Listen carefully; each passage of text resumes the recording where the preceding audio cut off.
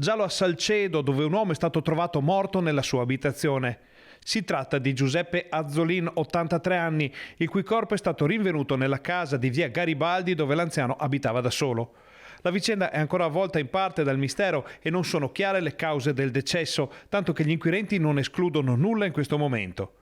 Di certo c'è solo che il cadavere è stato trovato parzialmente carbonizzato, ma non ci sarebbero, secondo le prime informazioni, tracce di fiamme o eventuali focolai. Lo esclude anche il sopralluogo effettuato dai vigili del fuoco del distaccamento di Schio, subito accorsi sul posto. In via Garibaldi, a 2 passi dalla chiesa e dal municipio del paese, sono arrivati anche i carabinieri della compagnia di Tiene e il personale del SUEM. Della vicenda è stato informato anche il sindaco Michele Carli, ma la notizia della morte di Azzolin e delle circostanze in cui è avvenuta si è subito diffusa in tutta la zona, dove l'anziano era molto conosciuto. Viene descritto come una persona che conduceva una vita ritirata e che da qualche tempo non si vedeva in paese. Le indagini proseguono per fare luce sulla vicenda.